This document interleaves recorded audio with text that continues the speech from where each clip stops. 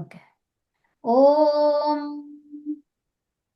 ఓం సంవత్సరోసి సంవత్సరోసి పరివత్సరోసి పరివత్సరోసి ఇదం వత్సరోసి ఇదం వత్సరోసి ఇద్వత్సరోసి ఇద్వత్సరోసి ఇద్వత్సరోసి వత్సరోసి ఇద్వత్సరోసి వత్సరోసి Usha ఉషసస్తే కల్పంతాం ఉషసస్తే కల్పంతాం అహోరాత్రాస్తే కల్పంతాం అహోరాత్రాస్తే కల్పంతాం అర్ధమాసాస్తే కల్పంతాం అర్ధమాసాస్తే కల్పంతాం మాసాస్తే కల్పంతాం మాసాస్తే కల్పంతాం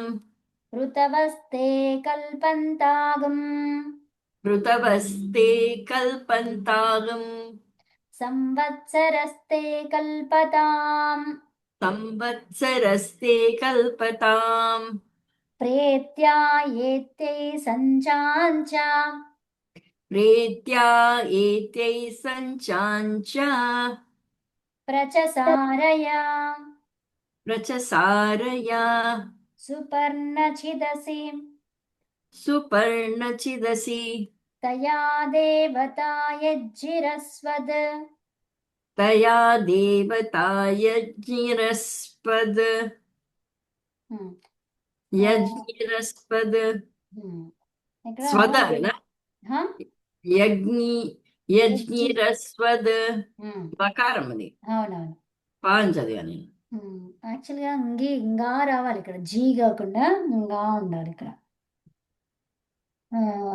యజ్జి యజ్జిరస్వద్ okay. So యజ్జిరస్వద్ ధ్రువసీద ధ్రువసీద ధ్రువసీద స్వాహ స్వాహ. మళ్ళీ చెప్తారా మీరు ఒక్కరే? నేను ఎక్కడెక్కడ అనేది కామాలు పెడతాను ఇక్కడ. సంవత్సరోసి ఓం సంవత్సరోసి పరివత్సరోసి దావత్సరోసి ద్వత్సరోసి వత్సరోసి ఉషస్సస్తే కల్పంతాం అహోరాత్రాస్తే కల్పంతాం అర్ధమాసాస్తే కల్పంతాం మాసాస్తే కల్పంతాం ఋతవస్తే కల్పంతాగం సంవత్సరస్తే కల్పతాం ప్రేత్యా ఏత్యై సంచాంచ ప్రచసారయ సుపర్ణచిదసి తయా దేవతాయంచిరస్వధ్రువసీద స్వాహా. ఉత్తమం ఉత్తమం. సో ఇంకా మీరు చదువుతారా ఎవరైనా? నేను చదువుతానండి. చదవండి. ఓం సంవత్సరోసి పరివత్సరోసి సీదావత్సరోసి ద్వత్సరోసి వత్సరోసి ఉషసస్తే మహోరాత్రాస్తే కల్పంత అర్ధకల్పంతామర్ధమాసాస్తే కల్పంతాం మాసాస్తే కల్పంతాం ఋతవస్తే కల్పంతాగం సంవత్సరస్తే కల్పతాం ప్రేత్యాయేత్యై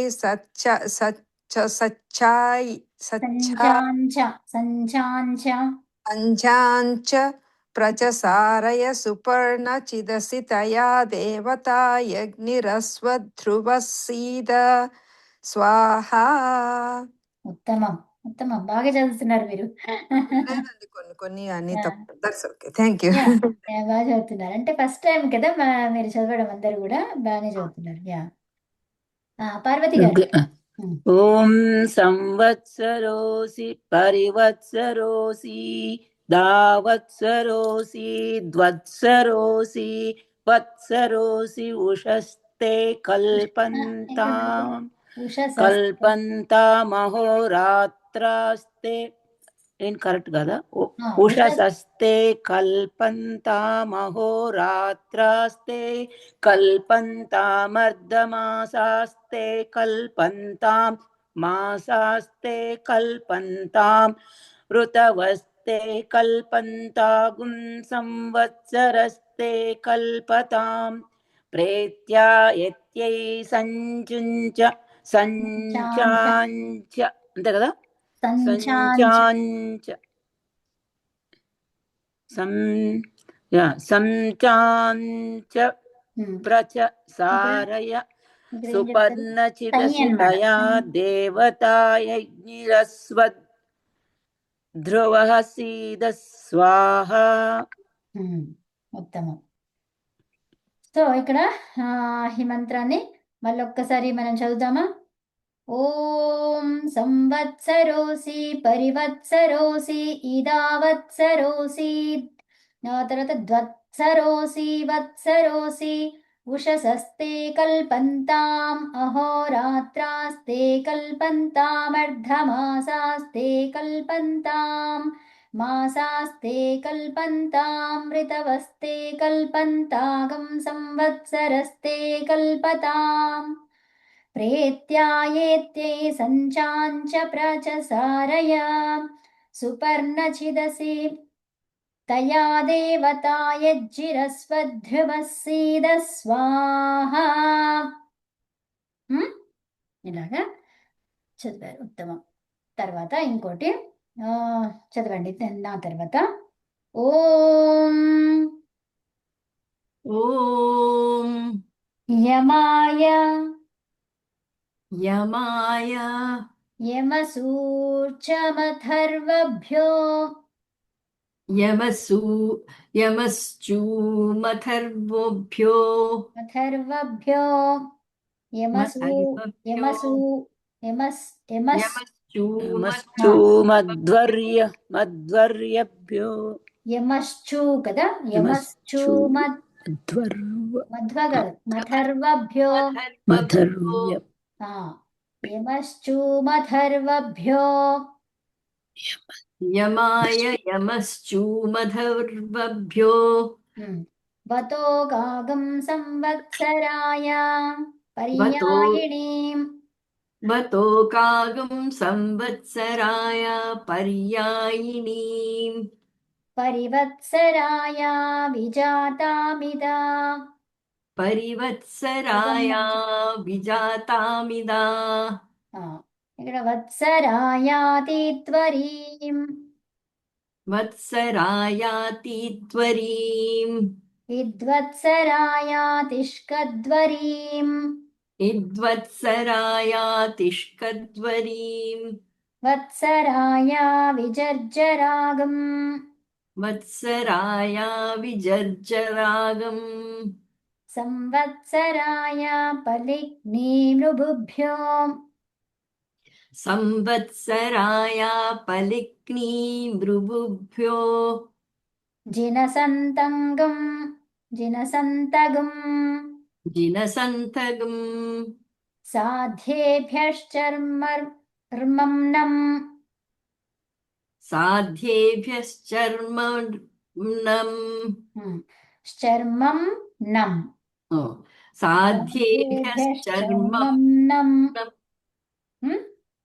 సాధ్యేభ్యశ్చర్మం నర్మం అదే సాధ్యేభ్యశ్చర్మం నం సాధ్యేభ్యశ్చర్మం అరే చర్మం సాధ్యేభ్యశ్చర్మం నం స్వాహ. స్వాహ. చదవండి, అది మీరే చదవండి మొత్తం. ఓ ఓకే. ఒక్కొక్కటి ఇక్కడ చివరి వరకు చదివేస్తూ వెళ్ళండి అంతే.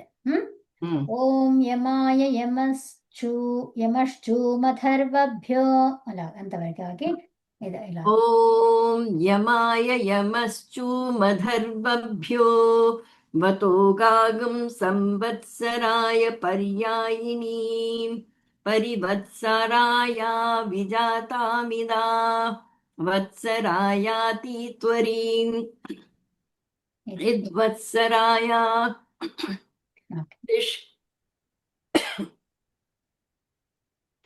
तिष्कध्वरीं वत्सराय विचर्चरागम्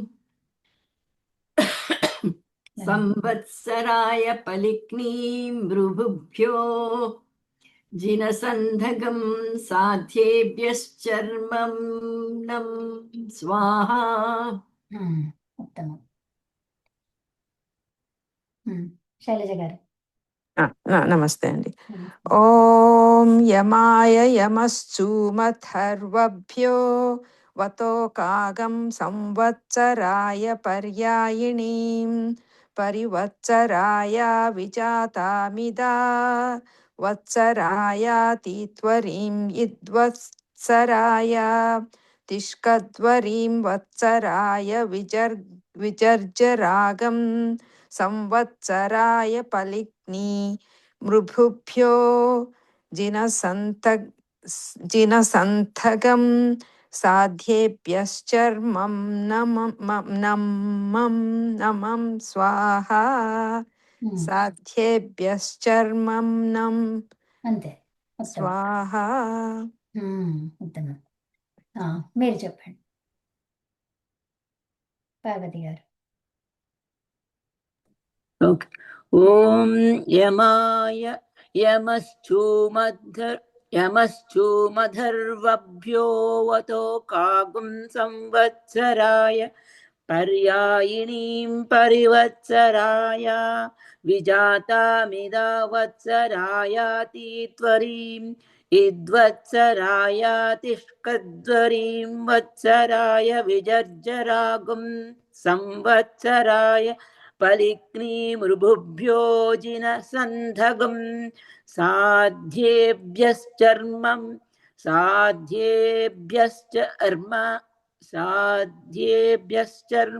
నం స్వాహా. ఉత్తమం. నెక్స్ట్ ఇది చెప్పుకుందాం ఇప్పుడు. ఓం ఓం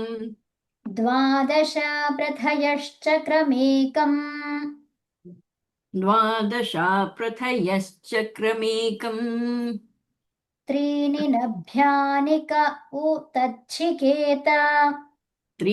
నభ్యానిక ఉతచ్చికేత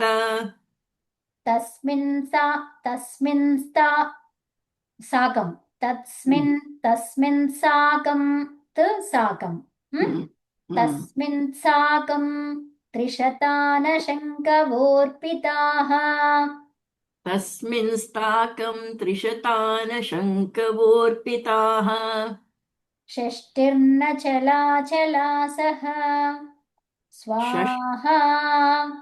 షష్టిర్న చలాచలాసః స్వాహా.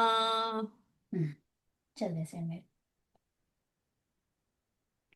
ఓం ద్వాదశ ప్రథయశ్చక్రేమకి ఓం ద్వాదశ పృథగ్యశ్చక్రమేకం త్రీణి నభ్యానిక ఉతచ్చికేత తస్మిన్ స్థాకం త్రిశతానశంకవోర్పితాః షష్టిర్న చలాచలాసః స్వాహా. ఉత్తమం. మీరు శైలజ గారు. ఓం ద్వాదశ ప్రథయశ్చక్రమేకం త్రీణి నభ్యానిక ఉతచ్చికేత తస్మిన్ తాకం త్రిశతానశంకవోర్పితాః షష్టిర్న చలాచలాసః స్వాహా. ఉత్తమం. ఇప్పుడు కా ఊ సెపరేట్ గా అనాలి కదా యాక్చువల్గా. అయితే ఎక్కడ రెండో లైన్ లో కలిపి చదివేచ్చా? ఉతచ్చికేత విడికనే చదవండి. అదే కా ఊ తచ్చికేత. ఓకే. ఓం ద్వాదశ ప్రథయశ్చక్రమేకం త్రీణి నభ్యాని క ఉ తచ్చికేత తస్మిన్ స్థాకం త్రిశతానశంకవోర్పితాః షష్టిర్న చలాచలాసః స్వాహా. ఉత్తమం. సో ఇక్కడ మనకు ఇది ఫస్ట్ మంత్రంది ఒకటి చూద్దామా, లేకపోతే చదివేసుకుందామా ఈ మంత్రాలు మొత్తం కంప్లీట్గా? అది చదివేసుకుందాం ముందు. చదివేసుకుందాం. అదే ఓం చదవండి. విశాఖర్ ఓం సప్తయుంజంతి రథమేకచక్రమేకో. ఎట్లుంది? ఇది సప్తయుంజంతి కనిపిస్తుందా? లేదు. నేను కర్సర్ పెట్టాను, ఎక్కడ? కనిపించట్లేదా? ఇక్కడే. కనపడతలేదు నీ కర్సర్. అవునా? ఓ, మీకు ఎవరికి కనిపించట్లేదా? నాకు కనబడుతుంది.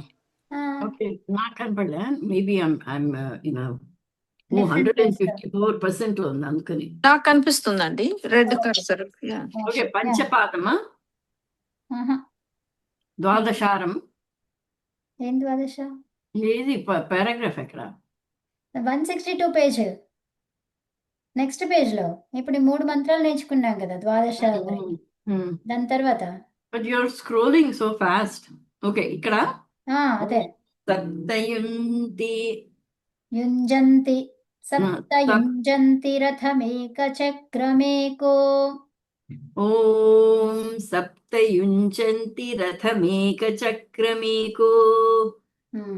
అంటే రథం ఏక చక్రం ఏక అన్నమాట.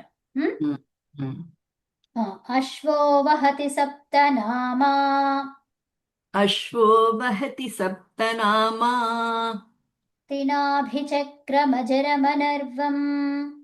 త్రినాభిచక్రమజరమన్నర్వం. మనర్వం.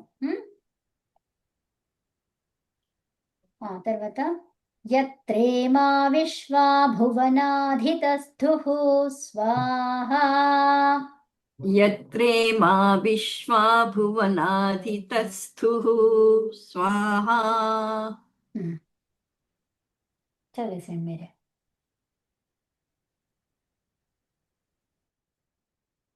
ఉషా గారు చదవండి. ఐమ్ సారీ, పూర్తిగా చదవాలి కదా, కట్టయిందా? అది అయిపోయింది. ఓకే. ఓం సప్తయుంజంతి రథమేకచక్రమేకో. అశ్వో వహతి సప్తనామా. త్రినాభిచక్రమజరమన్వర్మనర్వం. ఓకే, మళ్ళీ త్రినాభిచక్రమజరమనర్వం.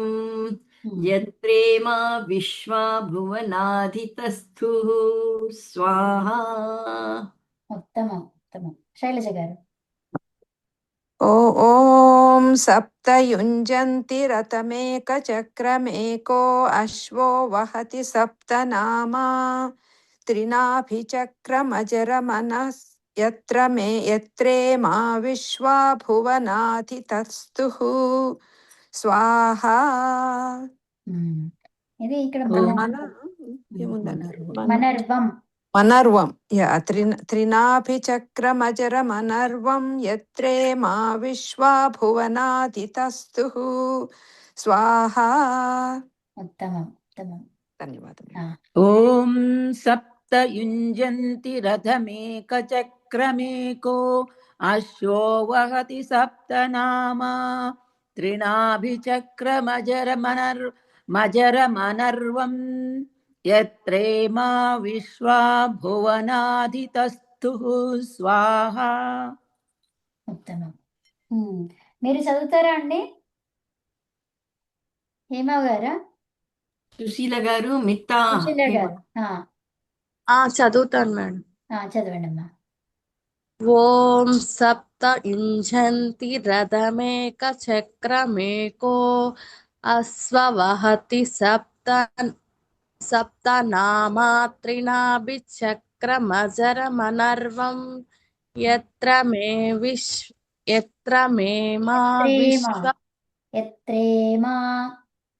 యత్రేమా విశ్వభువనాధితస్థుః స్వాహా. ఇక్కడ విశ్వా యత్రేమ విశ్వా భువనాధితస్థుః స్వాహా. ఇక్కడ అశ్వో వహతి, అశ్వః వహతి అన్నమాట. అక్కడ వహతి అశ్వ అంటే మోస్తుంది. అశ్వః మోస్తుంది, అది సప్తనామ. అశ్వాలు అంటే 7 రథాలు 7 అశ్వాలు ఉన్నాయి కదా, 7 గుర్రాలు. ఎవరికి వాహనం అది 7 గుర్రాలు? సూర్యుడికి. సూర్యుడికి. సో అదనమాట. ఓకే, నెక్స్ట్ మన నేను చదవనా అండి? నేను చదవండి, చదవను. చదవండి. ఎందుకంటే మళ్ళీ నేను తొందరగా చదివే మళ్ళీ యా, యా. అందరి కోసం ఎట్లా వెయిట్ చేయాలి కదా. అవునవును, కరెక్ట్, చదవండి. యా, అట్లా కాదు, 3 ఉన్నాయి కదా, నేను చదివినా కూడా మళ్ళీ అందరూ అయిపోయేంత వరకు మళ్ళీ నెక్స్ట్ దానికి వెయిట్ చేయాలి కదా. ఇట్ డజంట్ మ్యాటర్ ఎవరు చదువుతారని. అంతే అంతే, అవునవును. యా, సో ఇది చదువుతారా? మీరు చదువుతారు ఇప్పుడు? ఆ తర్వాత చదవమంటే చదువుతాను. చదవండి. ఓం ద్వాదశారం నహి తజ్జరాయ వర్వర్తి చక్రం. ఓం ద్వాదశారం నహి తజ్జరాయ వర్వర్తి చక్రం.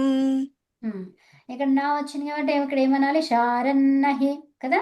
అవును. ద్వాదశారన్నహి తజ్జరాయ వర్వర్తి చక్రం. ఓం ద్వాదశారన్నహి తజ్జరాయ వర్వర్తి చక్రం. పరిద్యామృతస్య పరిద్యామృతస్య ఆపుత్ర అగ్నే మిథునాసో. ఆపుత్ర అగ్నే మిథునాసో. అత్ర సప్తశతాని వింశతిశ్చ తస్తుః స్వాహా. అత్ర సప్తశతాని వింశతిశ్చ తస్తుః స్వాహా. ఉత్తమం, చదివేసేయండి మీరే. ఓం ద్వాదశారన్నహి తజ్జరాయ వర్వర్తి చక్రం. చక్రం పరిద్యామృతస్య ఆపుత్ర అగ్నే మిథునాసో. అత్ర సప్తశతాని వింశతిశ్చ తస్తుః స్వాహా. ఉత్తమం, ఉత్తమం. ధన్యవాదాలు. ఇప్పుడు వింశతిశ్చ అక్కడ అక్కడ మళ్ళీ వింశతిశ్చ, వింశతిశ్చ, ఎందుకంటే అది షకారం ఎక్కడ వస్తుంది? అది చవర్గంలో. అందుకని అక్కడ విన్య విన్య అని వస్తుంది అనమాట. ఇది కానీ విన్ అనేది చదువుకుంటాం. వింశతిశ్చ, వింశతిశ్చ. ఓకే, వింశతిశ్చ. కరెక్ట్, అంతే. ధన్యవాదమ్మా, కరెక్ట్. Yeah, yeah. మహోదయ్, మొదటి చెప్పు. దాంట్లో నేను ఇప్పుడు ఓం సప్త యుగ్నంతి అనాలి. అది యుంజంతి, యుంజంతి. యుంజంతి. సో మంచః అంటాం కదా, మంచః యుంజంతి అట్లా చెప్పాలి. ఓం సప్త యుంజంతి రథమేక చక్రమేకో అశ్వో వహతి సప్తనామ త్రినాభి చక్రమజర మనర్వం ఎత్రేమ విశ్వభువనాదితస్తుః స్వాహ అనాలి. ఉత్తమం, ఉత్తమం, చాలా బాగా చదివారు. విన్నారా మీరు? అసలు ఇది వినకుండానే చదివేసిండ్రు కదా. అది లాస్ట్ లో వచ్చారు. విశ్వా దీర్ఘం చెప్పాలి. ఇది ఒక్కటి విశ్వా దీర్ఘం. విశ్వా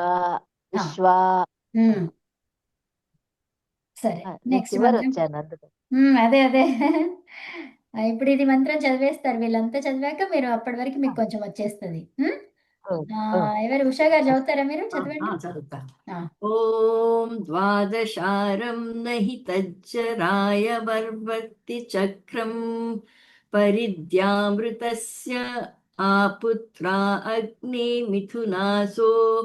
అత్ర సప్తశతాని వింశతిశ్చ తస్థుః స్వాహా. పార్వతి గారు. ఓం ద్వాదశారం నహి తజ్జరాయ వర్వర్తి చక్రం పరిద్యామృతస్య ఆపుత్ర అగ్నే మిథునాసో. అత్ర సప్తశతాని వింశతిశ్చ తస్థుః స్వాహా. ఇక్కడ మనము చక్ర తర్వాత అది అనుస్వరం ఉంది కదా.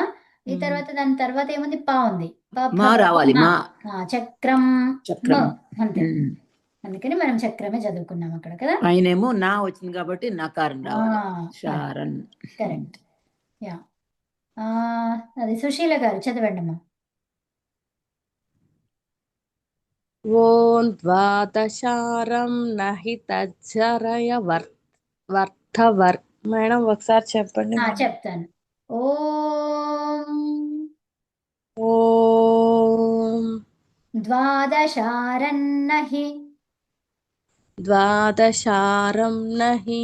శారం కాకుండా నా. ఓకే, ఇప్పుడు మనకి ఇది నా అనేది ఎక్కడుంది? తవర్గములో కదా. సో తవర్గములో చివరి అక్షరము నానే, అందుకని ఇక్కడ ఈ సున్నా ఏమైపోయింది? న.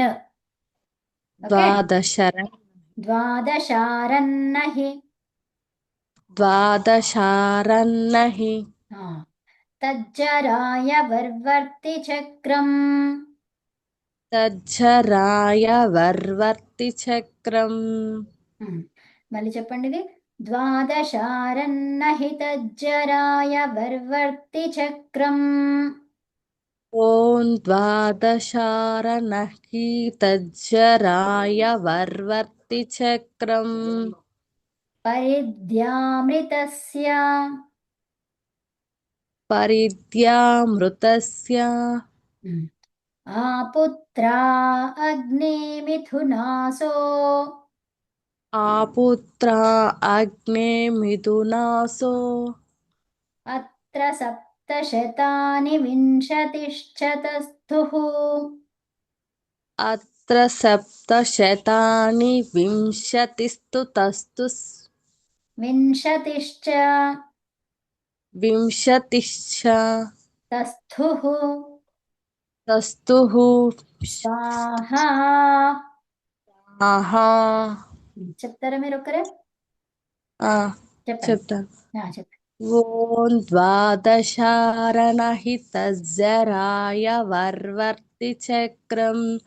పరిద్యామృతస్య ఆపుత్ర అగ్నే మిథునాసో. అత్ర సప్తశతాని విశంతస్తు స్వాహా. ఇక్కడ ఆపుత్ర ఏమనాలి? ఇక్కడ ఆపుత్ర. దీర్ఘం. ఆపుత్ర. ఆపుత్ర. ఇక్కడేమో వింశతిశ్చ. వింశతిశ్చ. విమ్మనకుండా వింశతిశ్చ. వింశతిశ్చ. వింశ వింశ వింశతిశ్చ. వింశతిశ్చ. వింశతిః చ అన్నమాట. వింశతి అంటే 20. ఓకే. అత్ర సప్తశతాని వింశతిశ్చ అంటే సప్తశతాని అంటే ఎంత అండి? శతం అంటే 100. 107. సప్తశతాని అంటే 107. తర్వాత 20. ఓకే, సప్త అంటే ఎంత? 700. సప్తశతాని 700. 700 ప్లస్ వింశతిశ్చ 20. 700. సో అలాగా చెప్తున్నారు అది.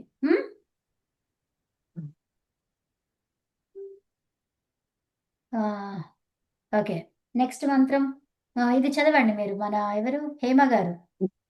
చదువుతానండి. ఓం ద్వాదశారన్నహి తజ్జరాయ వర్వర్తి చక్రం.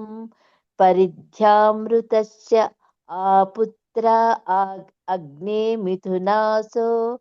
అత్ర సప్తశతాని వింశతిశ్చ తస్తుః స్వాహా. ఉత్తమం అమ్మ, బాగా చదివారు. ధన్యవాదాలు. బాగా చదివారు. సుశీల గారు యాక్చువల్గా వేద గారికి కూడా చెప్తారా ఒక్కసారి? కొంచెం సేపు చెప్తాను మేడం. చెప్తా. ఇప్పుడు నా తానా? ఇప్పుడు మీటానే. అవును, మీరు చెప్పలేదు కదా, నేను చెప్పారనుకున్నా. చెప్పండి చెప్పండి. అది చెప్పా నేను. చెప్పారా? ఓకే, ఇది చెప్పండి. నా తర్వాత మీరు అనండి. ఓం పంచపాదం పితరం. ఓం పంచపాదం పితరం. ఎవరినన్నారు? మీరే. ఓకే.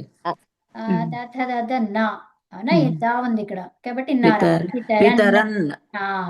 పంచపాదం పితరన్ ద్వాదశాకృతిం దివా కృతిన్. ఇక్కడ కృతిన్ దివ ఆహుః.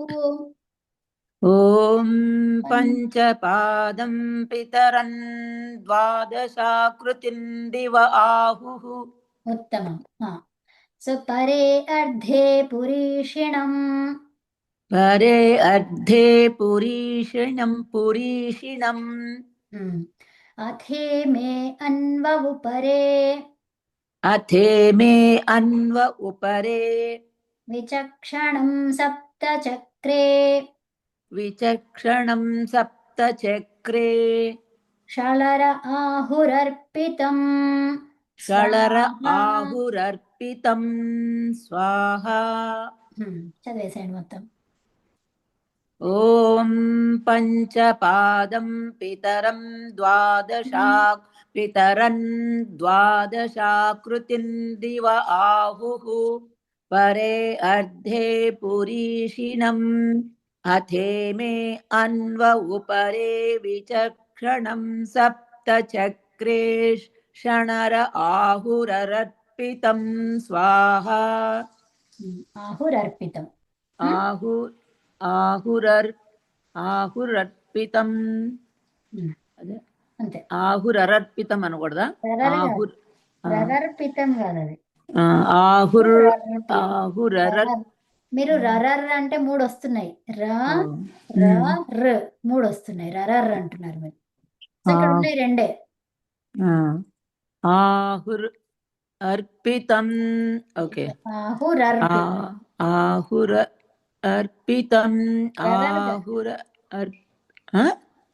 ఇక్కడ చూడండి. ఆహు రర్ పితం. ఆహురర్పితం. రరర్ 3 మళ్ళీ అంటున్నారు. 3 వస్తున్నాయా? ఆహురర్పితం. అంతే. ఇప్పుడు సప్త ముందల మకారమే కదా? విచక్షణ ఇక్కడ సా వచ్చింది. ఇక్కడ తవర్గంలో సకారం ఎక్కడ ఉంటుంది? దంతాలు అన్నమాట. సా అనండి. సా సా దంతాలను వాడుకుంటున్నాము కాబట్టి దంతం ఎక్కడ వస్తుంది? తవర్గానికి. సో నా రావాలి. విచక్షణన్ సప్తచక్రే షళర ఆహురర్పితం విచక్షణన్. ఓకే. అణా చదివి